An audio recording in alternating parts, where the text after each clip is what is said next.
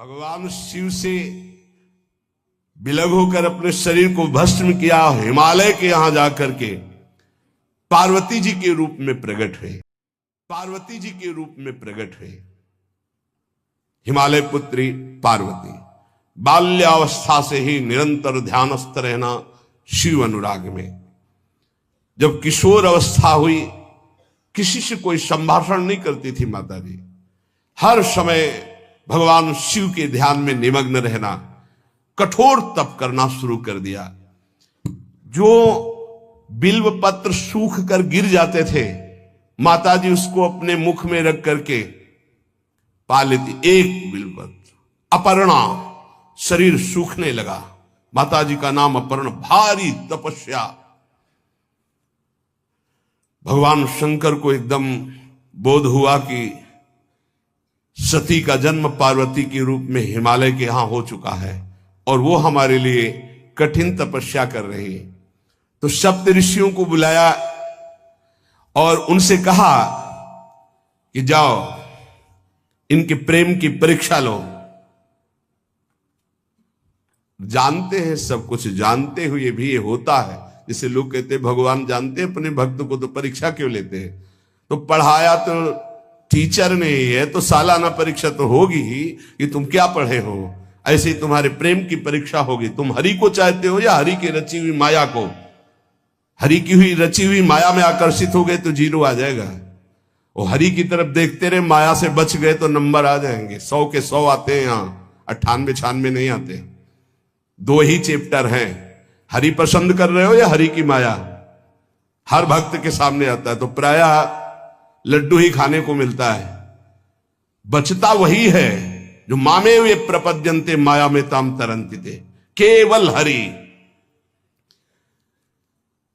पार्वती पहि जाई तुम प्रेम परीक्षा लेहु, गिरिहि पेरि पठयहु भवन दूरी करेहु संदेहु।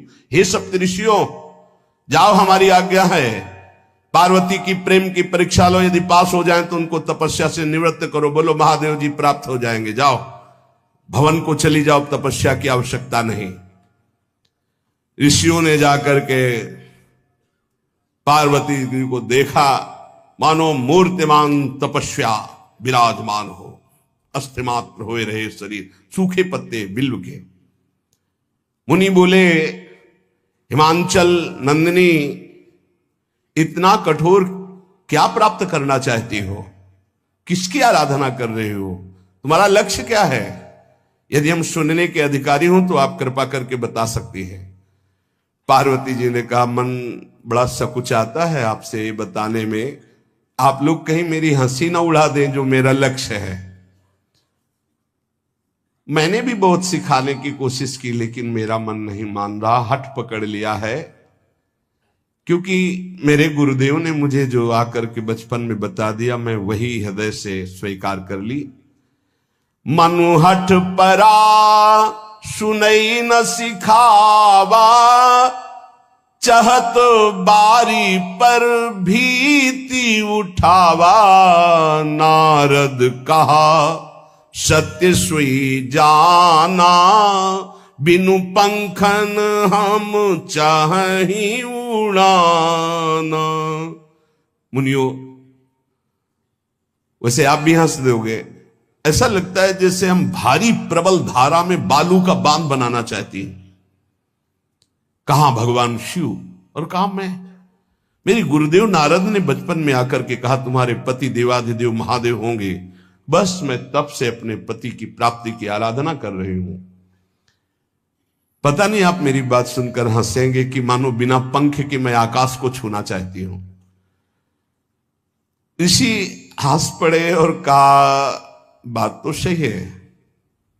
पर्वत से उत्पन्न हुई हो तो इसलिए तुम्हारी बुद्धि भी हमें लगता है जड़ ही है। नारद के उपदेश से आज तक किसी का घर बसा है?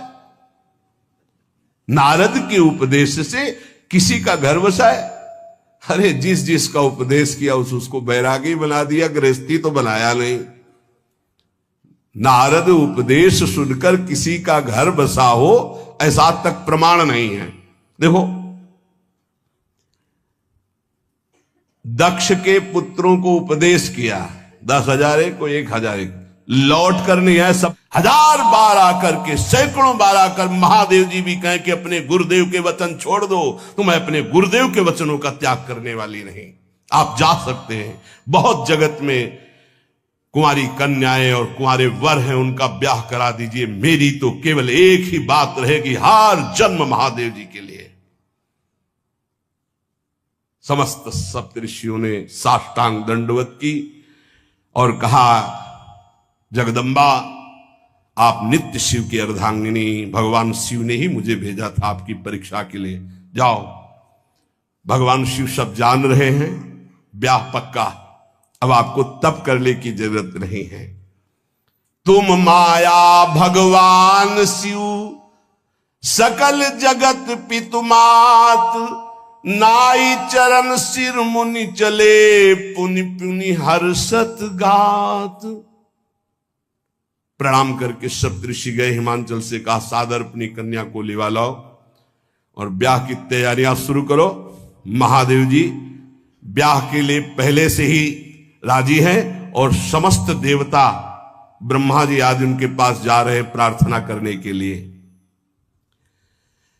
इधर जब पार्वती जी को लेकर हिमालय अपने घर पे आते हैं, तब भगवान विष्णु, समस्त देवता, ब्रह्मा जी कैलाश पहुंचे, जहां भगवान शिव विराजमान थे। सबने स्तवन किया और कहा, प्रभु बहुत दिन से एक लालसा है, सकल सुरन के हृदय शंकर परम उछाहु, निज नैनन देखा चाहे, नाथ तुम्हार विवाह। भगवान विष्णु, ब्रह्मा जी, समस्त देवताओं ने कहा, प्रभु हम सबके मन में एक उत्साह है, आप दूल्हा हो, हम सब बराती हो, आपका विवाह देखना चाहते हैं। प्रभु ये उत्सव देख ले तो हमारा जीवन सार्थक हो गया, आप हां बोलो। कामदेव के मद को चूर करने वाले आपको दूल्हा रूप में देखना चाहते हैं हम सब। स्वामी का स्वभाव होता है सेवक को सुख देना। पार्वती जी ने अपार तप किया है आपके लिए, आप उनको अंगीकार कीजिए। भगवान विष्णु, ब्रह्मा जी की प्रार्थना सुन करके भगवान शिव जी ने कहा, तथास्तु, ठीक है, ब्याह पक्का। देवताओं ने नगाड़े बजाए, फूलों की वर्षा होने लगी, देवाधिदेव महादेव की जय के नारे कैलाश में गूंजने लगे। सप्तऋषि भगवान शिव के पास आए, कहा, प्रभु बड़ी अनन्य है पार्वती जी आपकी, अखंड प्रेम है, हमने बड़ा छल करके उपदेश किया, लेकिन उन्होंने कहा कि मैं नारद जी का उपदेश नहीं त्याग सकती, करोड़ों जन्म लूंगी और हर जन्म महादेव जी के लिए। भगवान शिव जी की आंतरिक वृत्ति जो पार्वती जी की प्रीति की है, उसे कोई नहीं जानता। बहुत विरह में रहे, ऐसा न समझे कि देवादिदेव महादेव जी परम उदासीन है, नहीं, सती जी के वियोग में बड़ी विचित्र दशा महादेव जी की हुई थी। सप्तऋषि फिर गए पार्वती जी के पास और कहा, अभी बीच में घटना घट गई, कामदेव गया था, महादेव जी की समाधि को भंग किया, तो महादेव जी ने कामदेव को भस्म कर दिया, तो अब ब्याह का मतलब क्या रह गया। भवानी ने कहा, तो तुम क्या अभी तक भगवान शिव को कामयुक्त देखते थे क्या? क्या तुम समझते हो तुम्हारे जान काम अब जा रहा? अरे अब लग शंभु रहे सभिकारा। तुम्हारी नजर में अभी तक भगवान भिखारी थे और अब काम को भस्म किया है। अरे हमने भगवान शिव की आराधना की, हमरे जानी सदा शिव जोगी, अज अनवद्य अकामो अभोगी। मैंने तो शिव को सदा ही योग संपन्न ब्रह्मबोध देखा है।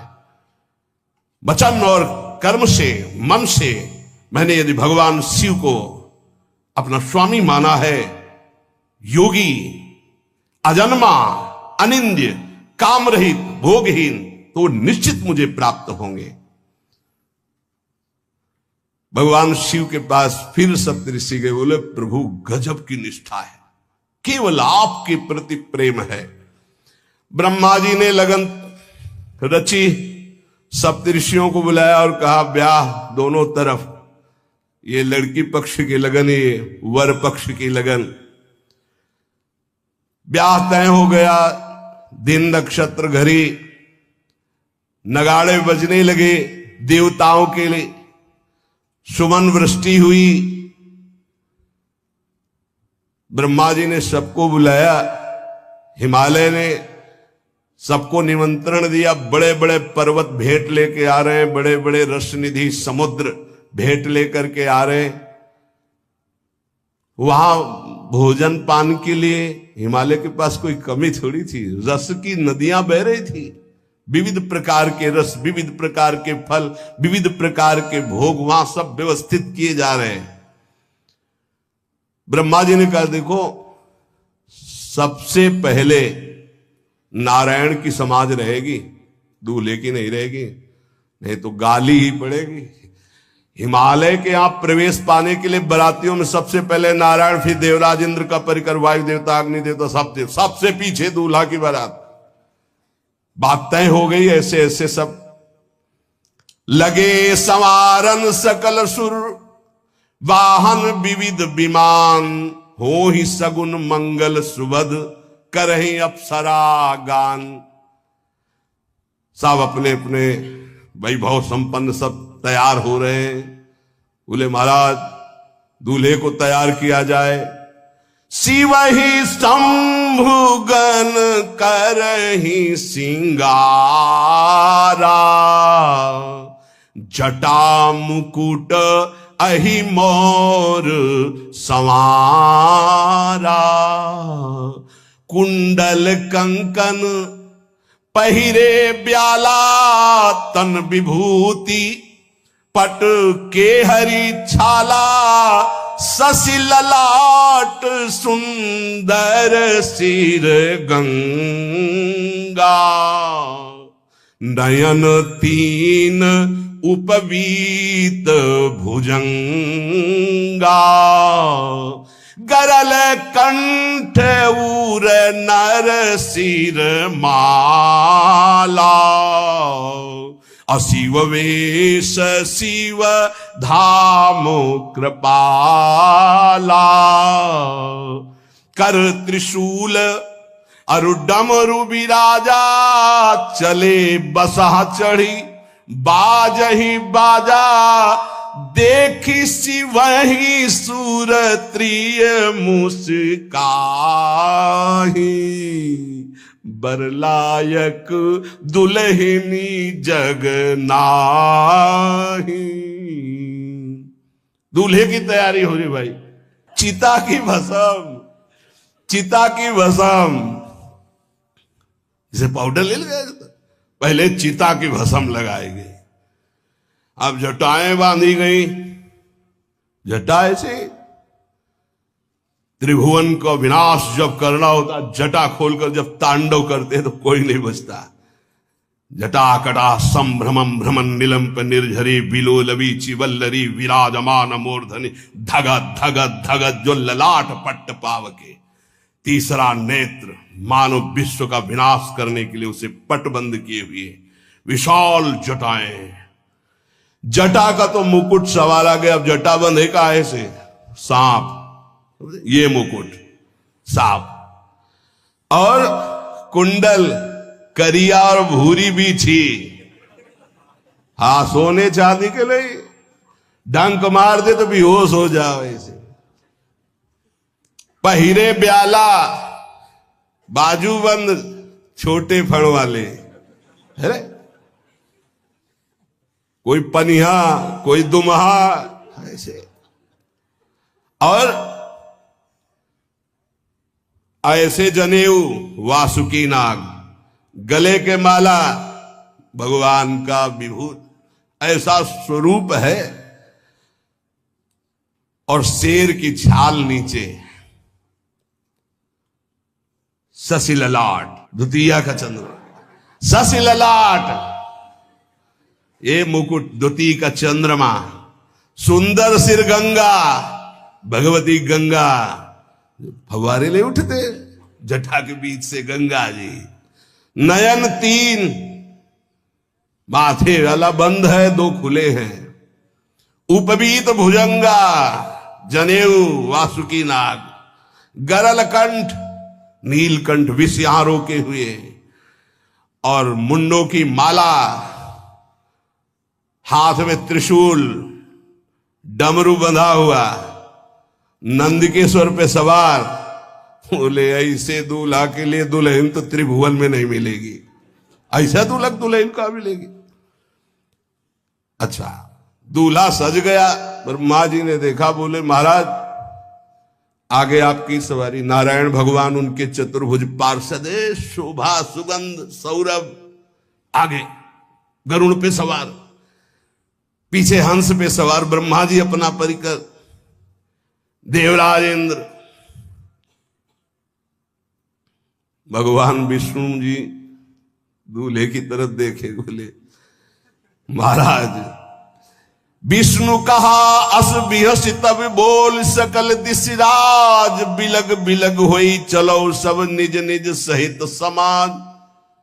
कोई भी दूल्हे के पास मत फटको, पीछे रहने दो, सब अलग अलग समाज चलो, नहीं पानी नहीं मिलेगा हिमालय के अगर आगे ये हुई तो। अब तो वर अनुहारी बरात न भाई, हंसी करहियो पर पुर जाई।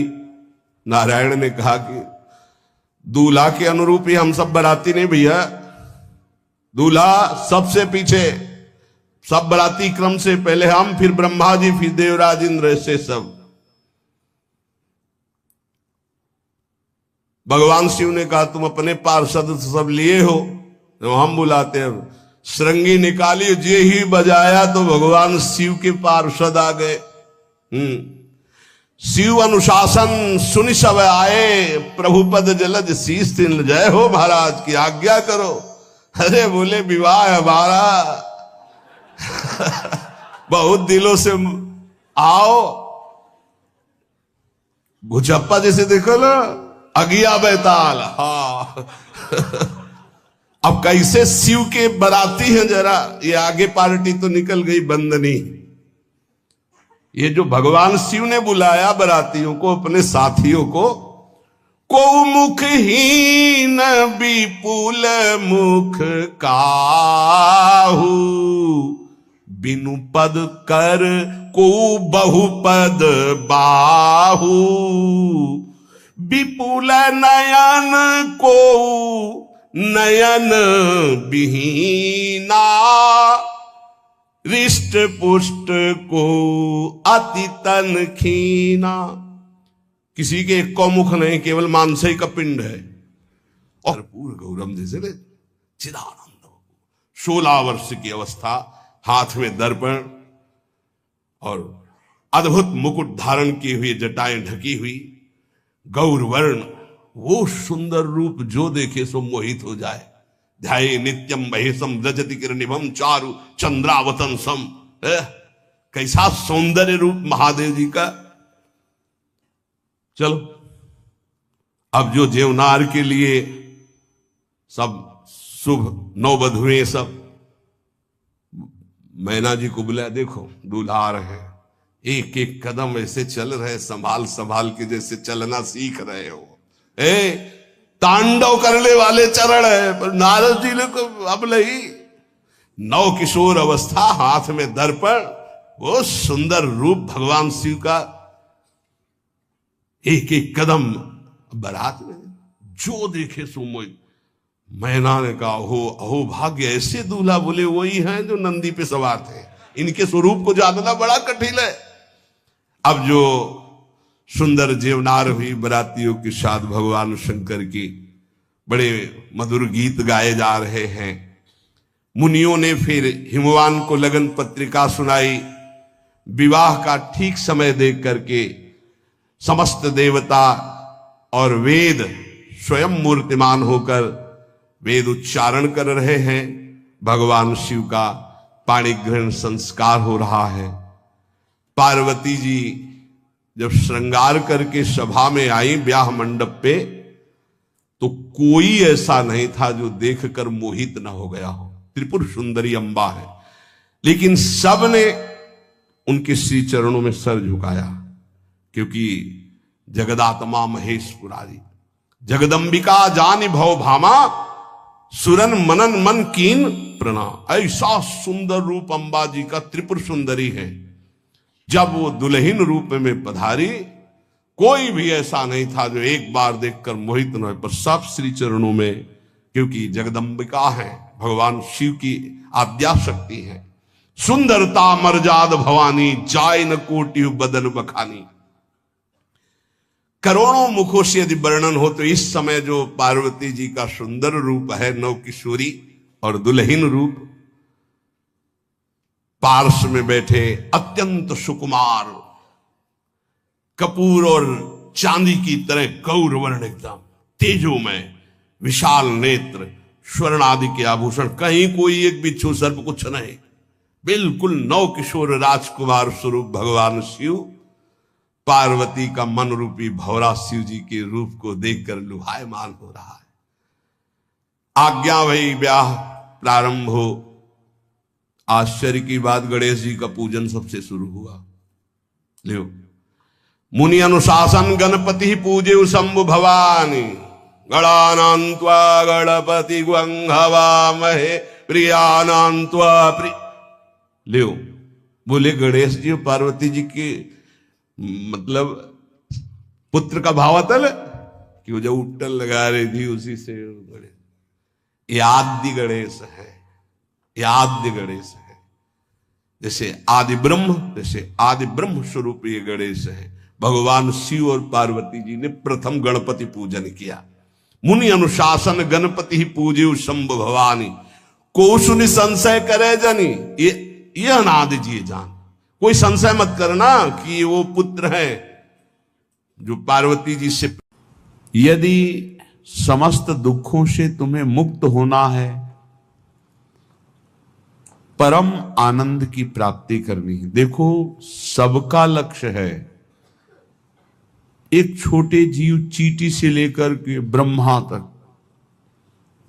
उस परम सुख को प्राप्त करना। परम सुख की आकांक्षा है सबके अंदर। देख लीजिए, हम धन कमाते हैं तो सुख के लिए, परस्पर मित्रता करते हैं तो सुख के लिए, ब्याह करते हैं तो सुख के लिए, संतान करते हैं तो सुख के लिए, पद की चाह करते हैं तो सुख के लिए, जीना चाहते हैं तो सुख के लिए। हर चेष्टा हमारी सुख के लिए है। क्यों है? क्योंकि हम सुख सिंधु के अंश हैं। जो आनंद सिंधु सुख राशि, वो प्रभु कहते ममई वांशो जीव लोके जीव भूता सनातन। सनातन अंश है तू मेरा, ममई वांशो। सुख सिंधु का अंश होने के कारण हमारे अंदर की मांग सुख है। पर जहां दुखालय भगवान ने पहले घोषित कर दिया इस संसार को, दुखालयम अशाश्वतम, यहां सब कुछ नष्ट होने वाला है। आज नहीं तो कल, कल नहीं तो परसों, चाहे जितने बीते बरस, पर नाश होगा पक्का। यहां कोई स्थायी चीज नहीं है। अशाश्वतम और दुखालयम, कुछ भी इकट्ठा कर लो, कुछ भी भोग लो, सुखानुभूति नहीं होगी। सुख कहते हैं जो स्व से प्राप्त होता है, दुख कहते हैं जो पर से प्राप्त होता है। पर से प्राप्त करने की सुख लालसा ही हमें दुख में फंसाती जा रही है। स्व स्वरूप है, पर सब कुछ है। स्वरूप के सिवा सब कुछ पर है। उमा कहो मैं अनुभव अपना, सत हरि भजन जगत सब सपना। ये स्वाप्निक सुख दुख ही है, जिसे हम सुख समझते हैं। ये सुख नहीं, ये सुख की छाया है, समझ पड़ती नहीं। ये गिरधर की माया है। ये ऐसी माया है, ऐसा लगता है इसको भोग लिया तो सुख नहीं मिला, इसको भोगें तो शायद सुख मिलेगा, इसको चख लिया अब इसको चखे, इसको देख लिया अब ऐसे भागता रहता है मन इंद्रियों के साथ। सबकी चाह सुख है, पर ये चाह की पूर्ति जगत में नहीं होने वाली, ये प्रभु में ही होगी। चाहे जितना भटक लो, जब तुम्हें विपत्ति, दुख और अशांति लगे तब भगवान की शरण में आ जाना, देखना कैसी तुम्हें शांति मिलती है, कैसे तुम्हारा हृदय आनंदित होता है। क्योंकि हम आनंद सिंधु के बच्चा हैं, हम जब अपने घर लौटेंगे तभी सुख मिलेगा। आनंद सिंधु प्रभु के नाम रूप गुण लीला के सिवा कहीं किसी को सुखानुभूति कभी ना हुई है, ना है, ना होगी। इसलिए श्रीपाद प्रबोधानंद जी महाराज कहते, नस्वर श्रुत धन जाया दिशु हरि माया मयेषु न प्रयासम कुरु पुरुषार्थ शिरोमणि माचिनु वृंदावने स्वयं पतितम। हे भाई, यदि तुम पुत्र में आसक्त होते हो, पत्नी में आसक्त होते हो, धन में आसक्त होते हो, मकान में आसक्त होते हो, मित्रों में आसक्त होते हो, तो तुम्हें रोना पड़ेगा, तुम्हें दुखी होना पड़ेगा। क्योंकि ये संबंध और ये शरीर सब नाशवान है। नश्वर सुत धन जायादिषु हरि माया मयेषु, यही हरि माया है। हरि और माया, हरि अंतर में चुपचाप मौन शांत गुप्त बैठे हैं, और माया प्रगट में चंचल दिखाई दे रही। ये जो शरीर, ये जो इंद्रियां, जो मन, जो स्वभाव, ये सब मायाकृत है। जो मैं है वो हरि का अंश है, वो हरि स्वरूप है, वो माया में नहीं है, वो मायातीत है, त्रिगुणातीत है। इस मय को शरीर में तन्मय कर देने से शरीर संबंधी भोग प्राण प्रिय लगने लगे। भोग मिलते हैं धन से, इसलिए धन प्राण प्रिय लगने लगा। धन और भोग और शरीर संबंधी रिश्ते संबंध, यही भगवान की माया ने हमको फंसा लिया। आप सब देख लीजिए कितना हृदय अशांत है सबका। तुम्हें लगता है अमुक संख्या का धन मिल जाए, अमुक व्यवस्था हो जाए तो मैं शांत हो जाऊंगा। सही मानिए, आप जितना अंक सोचते हैं उतने से ज्यादा किसी के पास धन है, उससे ज्यादा व्यवस्था है, पर वो भी अशांत है। आ ब्रह्म स्तंभ पर्यंतम सर्वम मायामयम जगत, तिनके से लेके ब्रह्मलोक तक सब मायामय है। सत्यम सत्यम पुनः सत्यम हरिन नामैव केवलम। धन्य है जो सत्य सत्य पुनः सत्य हरिनाम में अपनी रसेंद्री को लगा दिया, वाकेंद्री को लगा दिया। नाम जपते हुए उसी का रसास्वादन कर रहे हैं हर समय। राधा राधा राधा, हरि हरि हरि, कृष्ण कृष्ण कृष्ण। उनका जीवन विवेक में प्रकाश में हो गया। वो देख पा रहे हैं कि अरे ये तो सब भ्रम है, जिसे मैं सुख समझ रहा था वो भ्रम है। जासु कृपा सब भ्रम मिट जाई, गिरजा सोई कृपालु रघुराई। कृपालु भगवान की कृपा से जीव ये बुद्धि में विवेक प्राप्त कर लेता है कि यहां कोई मेरा नहीं है, एकमात्र प्रभु सबके हृदय में विराजमान है। बस यहीं से उसका परम कल्याण प्रारंभ होता है, यहीं से उसका विश्राम प्रारंभ होता है, यहीं से उसे परमानंद की अनुभूति होती है। अन्यथा सब भटक रहे हैं, सब भटक रहे। कुछ चंद्र मिनट ऐसे हैं जिनमें आप जो चाहो पाप कर लो या पुण्य कर लो, कोई रोकने वाला नहीं, कोई टोकने वाला नहीं। लेकिन इन चंद समय के बाद जो आपका परिणाम आएगा, फसल आएगी, वो आपको सुख और दुख प्रदान करेगी। यदि पाप कर्म किया तो भयानक दुख मिलेंगे, पुण्य कर्म किया तो लौकिक सुख पारलौकिक सुख मिलेंगे। लेकिन पुण्य और पाप दोनों से हटकर त्रिगुणातीत भगवान का नाम जप किया तो भगवत प्राप्ति हो जाएगी।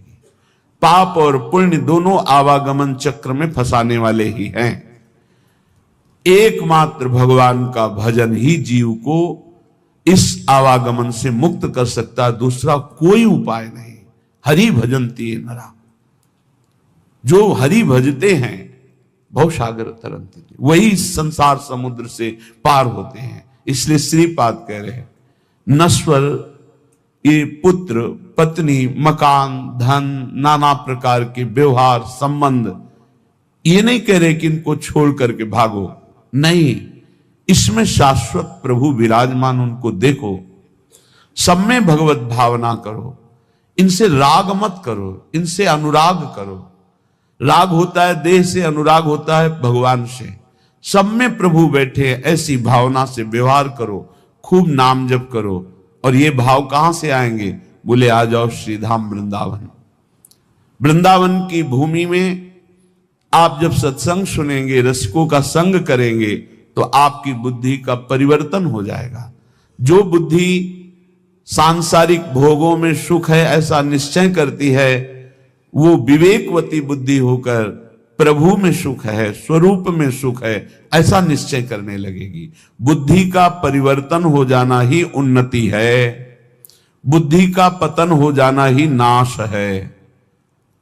बुद्धिनाशो प्रणश्यति, शास्त्र कहता है जिसकी बुद्धि भ्रष्ट हो गई उसका सर्वनाश हो गया। जिसकी बुद्धि शुद्ध है भले कुछ ना हो, लेकिन वो परम धनी, क्योंकि उसका सही निर्णय होगा। सही निर्णय करने वाला परम आनंद को प्राप्त होता है। इसलिए श्रीपाद की बड़ी जोर की निष्ठा से धाम वृंदावन की है। कहे वरमिहि वृंदारण्य सुवरा की मदन मोहन द्वारी। वरा की, मुझे कुत्ता कुतिया बना दिया जाए वृंदावन का। ठाकुर मदन मोहन के द्वार पर, बांके बिहारी के दरवाजे पर, राधा वल्लभ जी की सीढ़ियों पर गिरा हुआ प्रसाद चाटेंगे और यहां ब्रजवासियों की फेंकी हुई जूठन खाकर हर समय प्रिया प्रीतम की चरणारविंद की रज में पड़े हुए उनकी कृपा मनाते रहेंगे। श्रीपाद प्रबोधानंद जी के पीछे कहा था मुझे नाली का कीड़ा बना दीजिए। ये धाम है, धाम। हरिराम व्यास जी कह रहे हो मन वृंदावन को श्वान। हे हरि कृपा करो मेरे मन को, यही अच्छा लगता है कि अगर मुझे अगला जन्म मिले तो वृंदावन में ही मिले, भले मुझे कुत्ता बना दिया जाए। वृंदावन का बड़ा लाभ है, यहां हर योनि भगवत प्राप्ति कर लेती है। जैसे यहां आप देख रहे हो कुत्ता है या शूकर है या अन्य जीव हैं, देखो ये रज में लौटते हैं। जिस रज को ब्रह्मेश्वरादि सुदरूह पदारविंदो श्रीमत पराग परमाद्भुत वैभवाया, परम अद्भुत वैभव जिस रज में छुपा हुआ है, जो भगवान ब्रह्मा जी सनकादि शिवादि याचना करते हैं इस रज में निरंतर वास करने के लिए। जो रज शिव सनकादि के याचत सो रज शीस चढ़ाऊं, उस रज में वो श्वान रात दिन सोता है, रात दिन उसी में शयन करता है। भोजन मिलता है तो उसी रज में मिलता है, और प्राण निकलते हैं तो इसी रज में निकलते हैं। और वृंदावनी प्रभाव सुन अपनो ही गुण देत, जैसे बालक मलिन को मात गोद भर लेत। यहां जिसका भी शरीर छूटता है, ये धाम है, वो भगवत प्राप्त हो जाता है, वो प्रियाजू को प्राप्त हो जाता है। भगवान शंकर जिनके नाम की महिमा से काशी में मोक्ष प्रदान करते हैं, वो हरि जिनका नाम जप करते हैं, ये उनका धाम है, प्रियाजू का, वृंदावनेश्वरी का धाम है। ये राधा निकुंज वाटी वृंदावन है। इस रज में जो प्राण त्यागता है वो सीधे प्रियालाल के निज धाम दिव्य वृंदावन को प्राप्त होता है, चाहे पशु हो, पक्षी हो, मनुष्य हो, कोई हो। यहां साधन प्रभाव नहीं है, यहां धाम प्रभाव है। वृंदावन प्रभाव सुनो अपनो ही गुण देत, अपना गुण देता है वृंदावन, क्या परम पद प्रदान कर देता है। इसलिए कह रहे वरमिहि वृंदारण्य, इस वृंदावन में जो सब धामों का मूल है, शुभरा की मदन मोहन द्वारी। प्रिया प्रीतम के यहां दिव्य रूप विराजमान हैं। आज आप जब विट्ठल विपुल देव जी का पूजन होगा तो आप सुनेंगे बिहारी जी महाराज कौन है।